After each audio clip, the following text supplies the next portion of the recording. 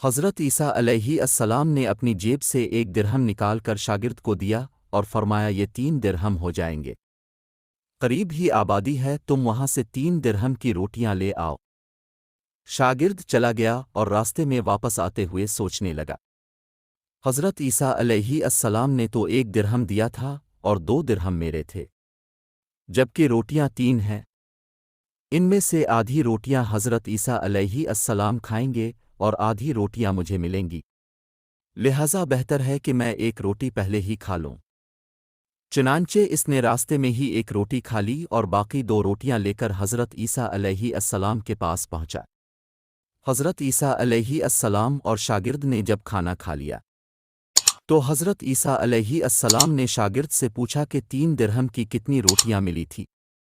شاگرد نے جواب دیا، اے اللہ کے نبی 2 روٹیاں ملی تھی، ایک آپ نے کھائی اور ایک میں نے کھائی۔ حضرت عیسیٰ علیہ السلام خاموش ہو گئے، کچھ دیر بعد وہاں سے روانہ ہو گئے۔ راستے میں ایک دریا آیا، شاگرد نے حیران ہو کر پوچھا، اے اللہ کے نبی ہم دریا عبور کیسے کریں گے، جبکہ یہاں تو کوئی کشتی بھی نظر نہیں آ رہی؟ حضرت عیسیٰ علیہ السلام نے فرمایا، گھبراؤ مت، میں آگے چلوں گا تو میرا دامن پکڑ کر پیچھے چلتے آنا، خدا نے چاہا تو ہم دریا پار کر لیں گے۔ چنانچہ حضرت عیسیٰ علیہ السلام نے دریا میں قدم رکھا اور شاگرد نے بھی ان کا دامن تھام لیا۔ اللہ کے حکم سے اپنے دریا اس طرح سے عبور کر لیا کہ اب کے پاؤں بھی گیلے نہ ہوئے۔ شاگرد نے دیکھ کر کہا، میری ہزاروں جانیں اب پر قربان ہوں، اب جیسا صاحبہ اعجاز نبی پہلے کبھی مابوس ہی نہیں ہوا۔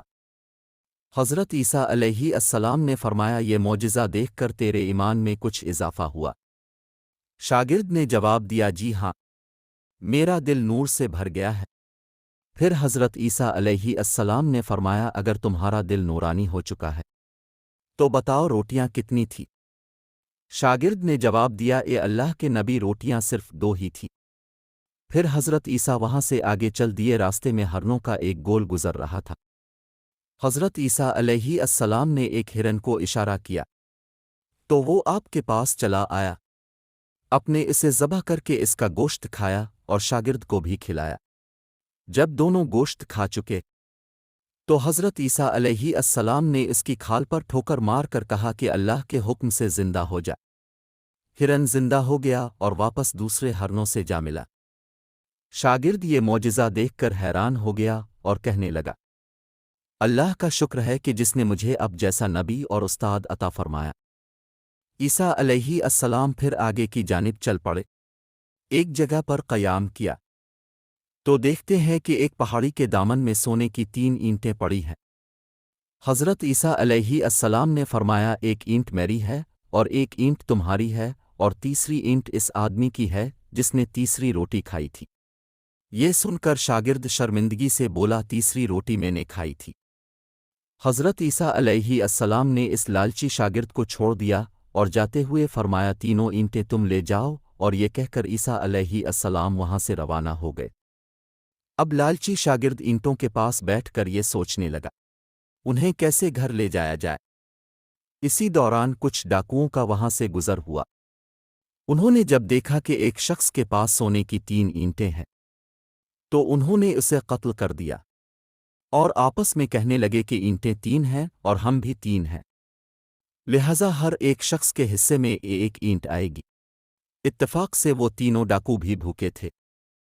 انہوں نے ایک ساتھی کو پیسے دے کر کہا کہ شہر قریب ہی ہے، تم وہاں سے روٹیاں لے کر آؤ اور کھانا کھانے کے بعد ہم اپنا اپنا حصہ تقسیم کر لیں گے۔ چنانچہ وہ شخص روٹیاں لینے گیا اور دل میں سوچن لگا، اگر میں روٹیوں میں زہر ملا دوں تو باقی دونوں ساتھی مر جائیں گے اور میں تینوں اینٹوں کا اکیلا مالک بن جاؤں گا۔ جبکہ دوسری طرف اس کے دونوں ساتھیوں نے آپس میں مشورہ کیا کہ اگر ہم اپنے ساتھی کو قتل کر دیں تو ہمارے حصے میں 1.5 اینٹ آئے گی۔ جب ان کا تیسرا ساتھی زہر آلود روٹیاں لے کر آیا تو انہوں نے منصوبے کے مطابق اس پر حملہ کر کے اس کو قتل کر دیا۔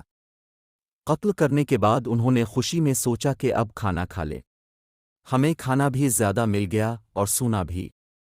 پھر جب انہوں نے روٹیاں کھائیں تو وہ دونوں بھی زہر کی وجہ سے وہی مر گئے۔ پھر جب واپسی پر حضرت عیسیٰ علیہ السلام اس راستے سے گزرے تو دیکھا کہ اینٹیں ویسی کی ویسی رکھی ہیں۔ اپنے یہ دیکھ کر ٹھنڈی سانس بھری اور پھر فرمایا دنیا اپنے چاہنے والوں کے ساتھ یہی سلوک کرتی ہے۔